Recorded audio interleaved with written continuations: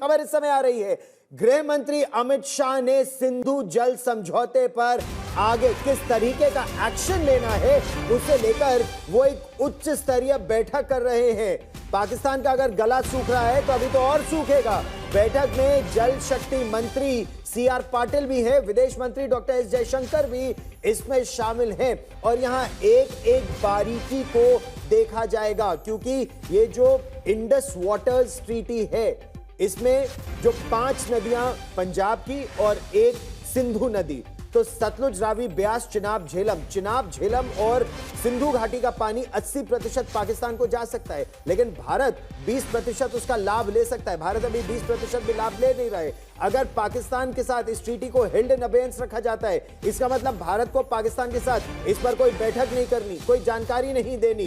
भारत अगर इस पर और डैम्स बनाएगा तो डैम बनाने के बाद पाकिस्तान को इसके बारे में कोई जानकारी भारत को देने की कोई आवश्यकता ही नहीं होगी और इससे पाकिस्तान और ज्यादा घबराने लगेगा, क्योंकि पाकिस्तान को कब बुआई करनी है तो उसको पता ही नहीं चलेगा पानी आएगा कि नहीं आएगा। अगर बारिश में ज्यादा पानी आ गया तो और उसकी समस्याएं बढ़ेंगी। और अमजद अयूब मिर्जा उन्होंने कहा है कि शिमला समझौते को पाकिस्तान अगर स्थगित करता है तो पाकिस्तान की ये बेवकूफी होगी।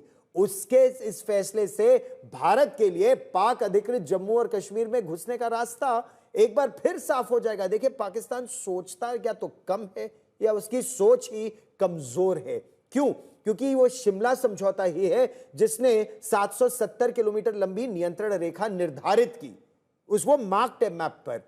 लेकिन भारत और यह भी कहा कि बायलैटरल होगा दोनों कोई भी समझौता। अमजद मिर्जा का क्या कहना है, सुनिए।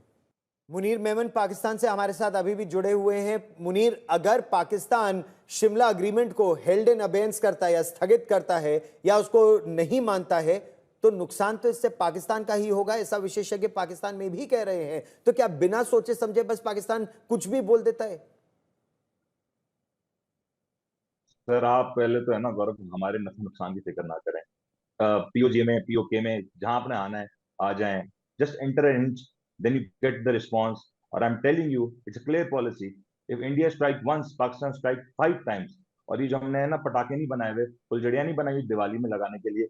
We know how to use it and we will use it if India try to enter our premises किसी भी तरीके से, चाहे वो जमीन के जरिए से, चाहे वो हवाओं के जरिए से, चाहे वो पानी के जरिए से।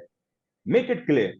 अभी तक आप लोग, चलिए, गीदड़ भपकी आप भी दे रहे हैं, आपके नेता भी देते हैं। मैं आपको एक बात बता दूं, जब सर्जिकल स्ट्राइक हुई आप कुछ नहीं कर पाए, एयर स्ट्राइक बालाकोट में हुई आपकी वायुसेना कुछ नहीं कर पाई।